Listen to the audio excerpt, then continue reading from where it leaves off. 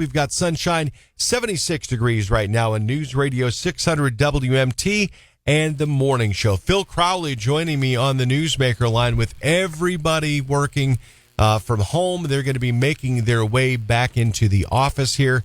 Phil Crowley, I'm glad you could join me here on the WMT Morning Show because there may be some bad habits that people learned while we are away from work that now are going to be taken advantage of.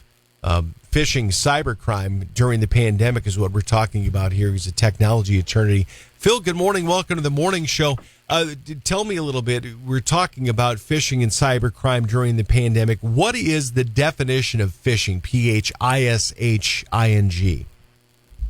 Well, Doug, I'm delighted to be with you this morning. Phishing is the use of false or misleading statements in emails or other electronic communication in order to elicit some type of action or information from the person who receives it. Mm-hmm. It's an attempt to deceive the receiver into providing either sensitive business information or the redirection of payments that may be due to other legitimate vendors. Okay. And you're seeing this more and more. And was there a specific risk that we have now, a greater risk that we have now?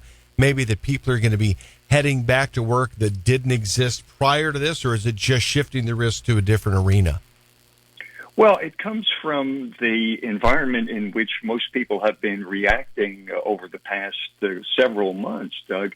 You know, here's the situation. You're trying to get work done at home on your computer. The dog's barking, wants to go out. Your spouse is on a long Zoom session in the next room. The kids are making noise at home. And suddenly an email marked urgent comes in. And you're trying to make time to take the dog out. You click on it. You click on the attachment without thinking. And all of a sudden, your screen goes fuzzy. And you get a demand for $1,000 in Bitcoin. Right. Remarkable internet currency in order to unlock the system. And so it's kind of using good hygiene. Number one for IT staffs is constant training and reminding the staff to avoid these kinds of ambiguous emails. And when something doesn't look right, to call somebody up on the telephone, particularly things that are deemed or described as urgent. The other thing to help to avoid cybercrime is ensuring that your software is up to date.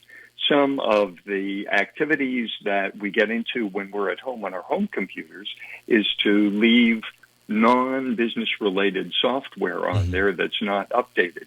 And the updates are important because they frequently contain remedies for vulnerabilities, security vulnerabilities.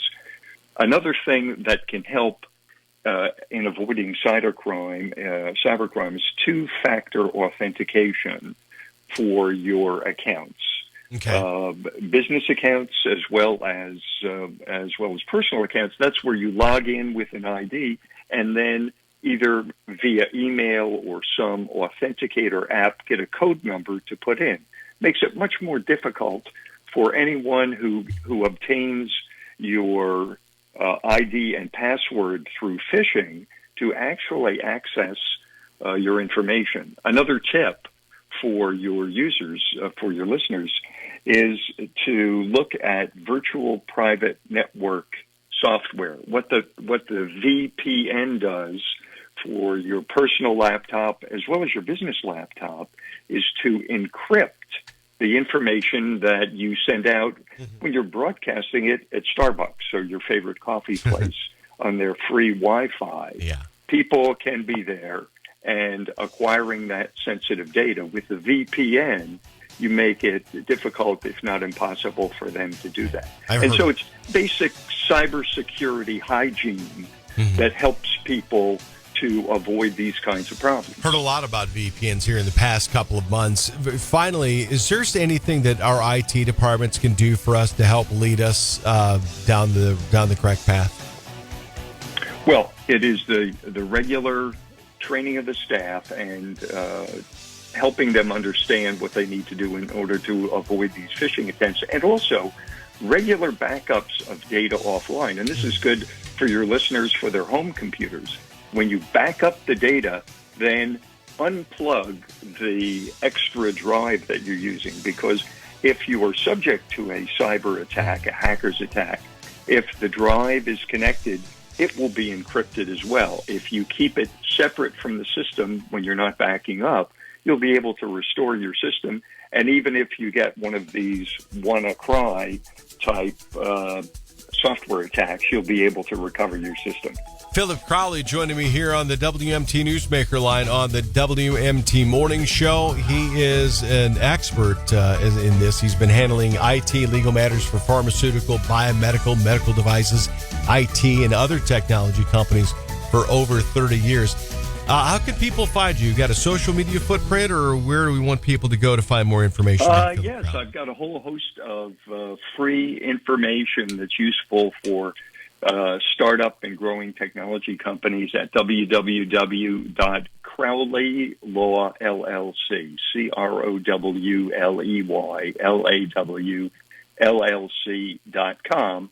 And I'd be happy to have a brief chat with any of your listeners who identify themselves as a listener and who have some information that they'd like to learn a little bit more about the law as it affects technology ventures. How kind of you, sir. Appreciate that. Thank you. Hear that, WMT Morning Show listeners? We got that offer right there from Philip Crowley. Thank you again. Have a terrific Tuesday, would you, sir?